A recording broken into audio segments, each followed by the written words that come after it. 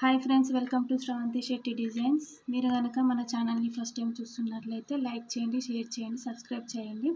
Friends, ఈరోజు మీకు boutique స్టైల్లో ఇన్విజిబుల్ పైపింగ్ ఎలా వేయాలో స్టిచ్చింగ్ చేసి చూపించాలనుకుంటున్నాను. ఫ్రెండ్స్, ఇది చూడండి. ఇది లోపల లైనింగ్, ఇది బ్లౌజ్ పీస్. ఈ ఫ్లవర్ కాంబినేషన్ ఈ కలర్ ఉంది కాబట్టి దీనికి ఈ colour thread piping cloth use చేయడం అయింది. ఇది ఎలా స్టిచ్ చేయాలో మీకు చూపిస్తాను. కరెక్ట్గా చూడండి ఫ్రెండ్స్. ఇది బ్యాక్ పార్ట్. మనము ఇది ఇలా క్లాత్ రెడీ చేసుకోవాలి. రెడీ చేసుకున్న తర్వాత ఈ థ్రెడ్ అనేది మనకు రైట్ సైడ్లో ఉండేటట్టు చూసుకోవాలి. ఒక 1/2 ఇంచ్ ఇలా పక్కన పెట్టేసుకొని మనకు రైట్ సైడ్లో పెట్టేసుకొని దీన్ని ఇలా ఒక హాఫ్ ఇంచ్ అలా వదిలేసుకుంటూ ఇలా స్టిచ్ చేసుకుంటూ వెళ్ళాలి. మెల్లిగా నెమ్మదిగా క్రాసింగ్స్ దగ్గర లాగొద్దు. లాగడం వల్ల ముడతలు వచ్చేస్తుంది.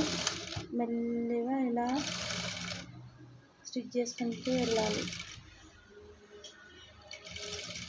ఈ టర్నింగ్స్ దగ్గర కొంచెం ప్రాబ్లం అవుతుంది, కానీ మనకి స్టిచ్చింగ్ అలవాటు అయిపోతే అది బాగానే ఉంటుంది. ఇలా వేయడం వల్ల నీట్గా ఉంటుంది ఫ్రెండ్స్. మళ్ళీ బోటిక్ స్టైల్ నెక్ ఫిట్టింగ్ పర్ఫెక్ట్గా వస్తుంది.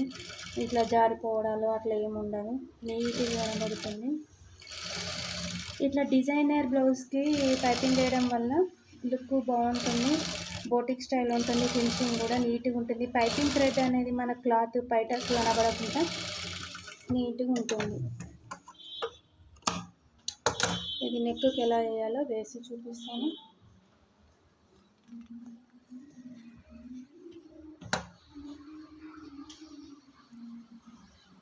బ్లౌజ్ పీస్ స్ట్రేట్గా ఉన్నది చూసుకొని దానిపైన ఇది ఉల్టా పెట్టేసుకోవాలి.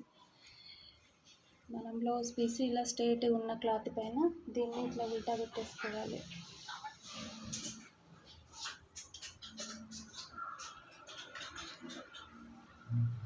ఇలా పెట్టేసుకొని దీన్ని ఉల్టా లోపల మనకి ఇలా థ్రెడ్ కనిపించేటట్టు ఇలా పెట్టేసుకొని మెల్లగా స్టిచ్చింగ్ చేసుకుంటూ రావాలి.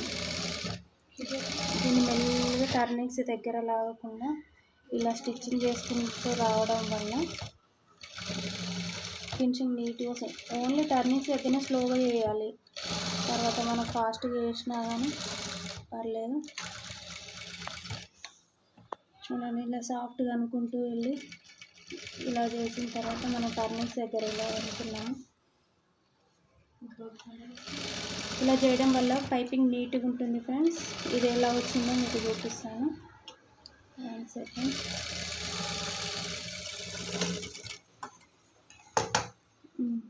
మనం కరెక్ట్గా తీసుకుంటే మధ్యలో ఇలా వచ్చేస్తుంది. దీన్ని స్టిచ్చింగ్ చేయడం ఎలానో చూపిస్తాను.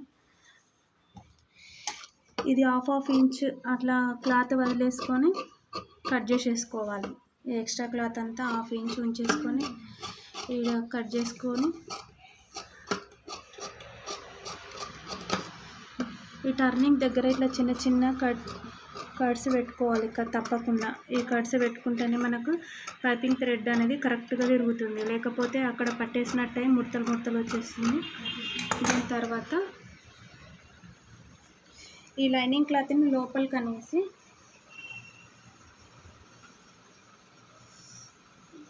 ఇలా కుట్ట వేయడం వల్ల ఇది ఫినిషింగ్ నీట్గా కనబడుతుంది. దీని పైపింగ్ ఈ థ్రెడ్ పక్కనే వచ్చేట్టు చూడండి. కుట్టు ఈ థ్రెడ్ పైనకి రావద్దు. థ్రెడ్ పైనకి వస్తే దాని లుక్ అవుట్ అయిపోతుంది.